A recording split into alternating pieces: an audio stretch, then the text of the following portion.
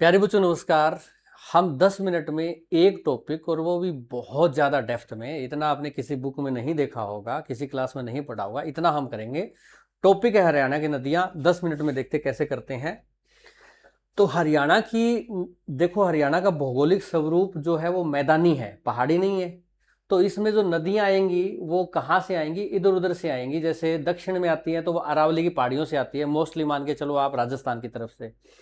और उत्तरी अपवाह तंत्र जो हरियाणा का है तो उसमें अगर नदियां आती हैं तो वो शिवालिक की पहाड़ियों से आती हैं, अपनी मतलब हरियाणा में स्टार्ट नहीं होती हैं। ठीक है।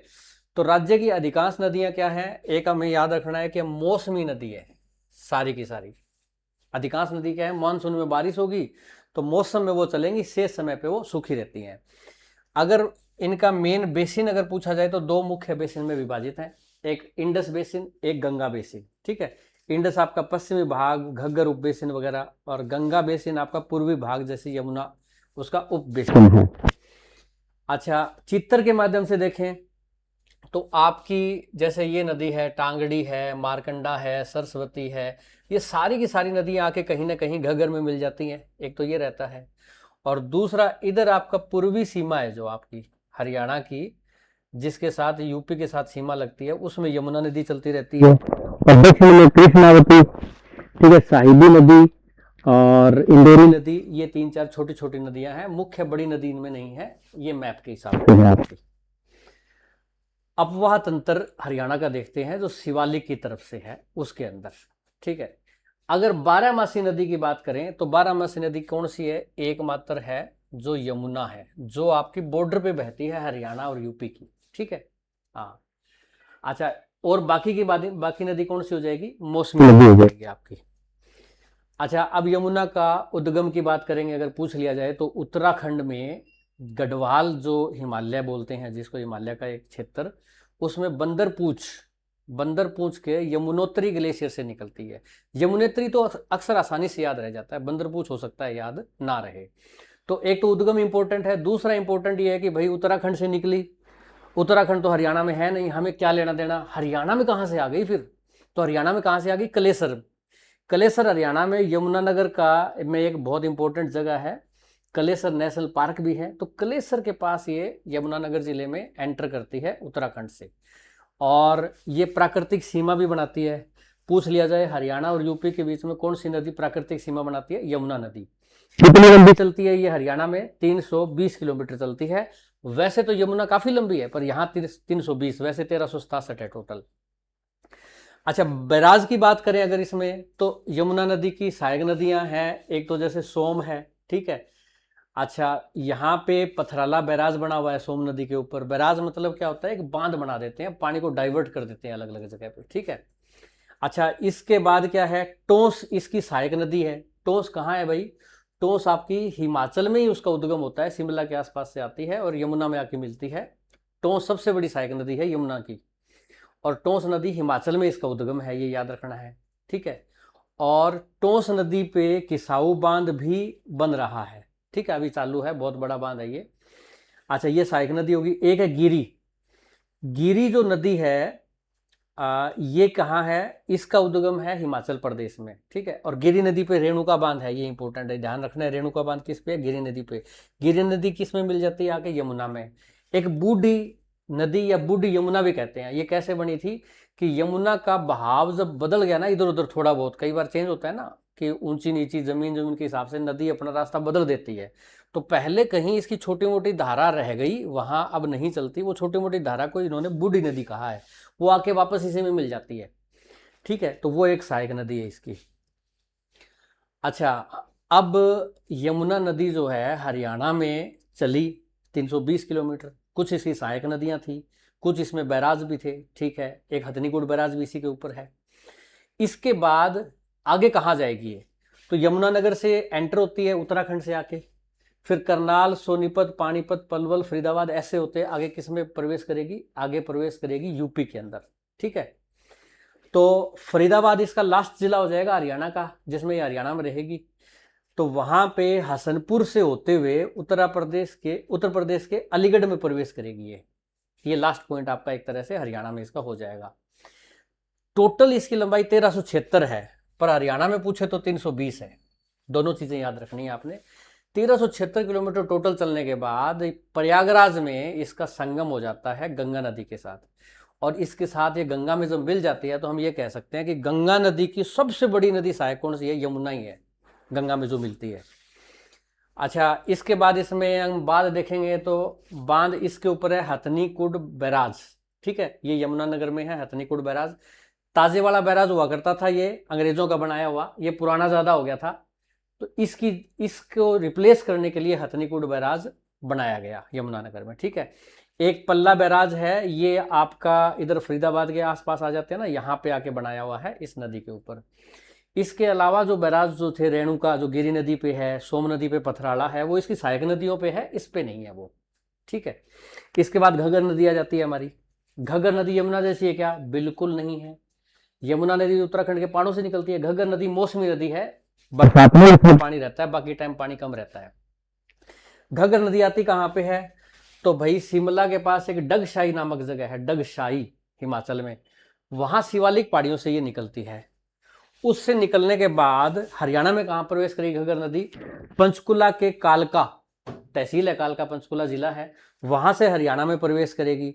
वहां से अंबाला, कैथल, फतेहाबाद, सिरसा होते हुए और राजस्थान में हनुमानगढ़ जिला आ जाता है, राजस्थान में प्रवेश कर जाती है। तो ओट्टू बैराज है, ओट्टू बैराज है जो ओट्टू बांध है, वहां तक तो इसका नाम रहेगा घग्गर। ओट्टू से जैसे ही आगे निकल गई तो इसका नाम हो जाता है हकरा नदी।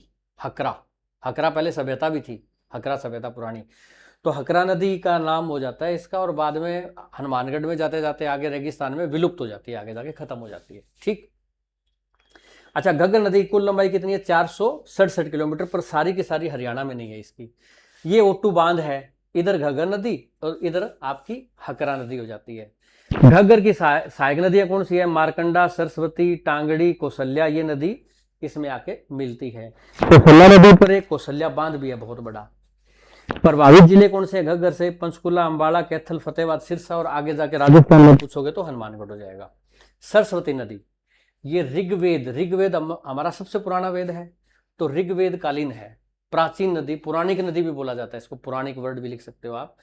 ये अरब सागर में जाके मिलती थी, अब तो इसका नाम ही नहीं रह गया, ठीक है, बहुत बड़ी नदी थी, अब ये बरसाती नाला सा रह गई है। अच्छा, घग्गर हकरा नदी से जोड़ा जाता है क्योंकि अब छोटा मोटा नाला बचा है जो घग्गर नदी में मिल जाता है, बाकी मेन इसका कुछ नहीं रहा। इसका महत्व जो था वो पौराणिक था, अब नदी एक्चुअल में ये है नहीं, ना के बराबर है। उद्गम कहाँ से होता था इसका? उद्गम होता था सिरमौर। सिरमौर जिला किसका है? हिमाचल का। सारी नदियां वहां से आ रही है, ऊपर वाली, उत्तरी अपवाद तंत्र वाली, तो वहां से आती थी, अंबाला में प्रवेश करती थी हरियाणा में, और फिर सरस्वती नदी जो है घग्गर में मिल जाती थी, घग्गर के अंदर मिल जाती है, संगरूर में, पंजाब का जो संगरूर है वहां आके मिल जाती है। अब कह रहे हैं कि खोज हुई है कि ये जमीन के अंदर बहती है, सैटेलाइट इमेज से पता चला है कि जमीन के अंदर आज भी बह रही है ये नदी, और हरियाणा सरकार इसको कोशिश कर रही है कि इसको पुनर्जीवित किया जाए। अब मारकंडा नदी, मारकंडा कहां से निकलती है? हिमाचल प्रदेश का सिरमौर जिला, उसका नाहन एरिया है, नाहन, शिवालिक की पहाड़ियों से वहां से निकलती है मारकंडा। महर्षि मार्कंडेश्वर जो हुए हैं, अंबाला में यूनिवर्सिटी है उनके नाम पे, उनके नाम से इनका नाम जोड़ा जाता है। अंबाला के रास्ते हरियाणा में प्रवेश करती है, अंबाला में बाढ़ काफी लाती है ये, उसके जो बाढ़ लाई क्षेत्र को बेंत भी बोलते हैं, बेंत, जो मारकंडा नदी बाढ़ लाती है। विलय कहाँ होता है? लास्ट में सनीसा झील में गिर के सरस्वती नदी के अंदर विलुप्त हो जाती है। प्राचीन नाम इसका क्या था? अरुणा था, और विलय से अंबाला, कुरुक्षेत्र, कैथल, इनके आसपास ये बहती है। अब एक छोटी नदी टांगरी है, ये घग्गर की सहायक नदी है। कहां से? मोरनी की पहाड़ियां, जो शिवालिक पहाड़ियों का ही हिस्सा है। मोरनी की पहाड़ियां थोड़ी सी हरियाणा में आ जाती है, मान लो शिवालिक का मेन क्षेत्र ऊपर वाला हिमाचल में आ जाता है, तो मोरनी की पहाड़ियों से निकलता है, इसको टांगरी नदी भी कहते हैं, डांगरी नदी भी कहते हैं। पंचकुला, अंबाला, कुरुक्षेत्र, कैथल, इनमें बहती है। टांगरी नदी मारकंडा में मिलती है, मारकंडा फिर आगे जाके घग्गर में मिल जाती है, ये घग्गर की ही सहायक नदियां हैं।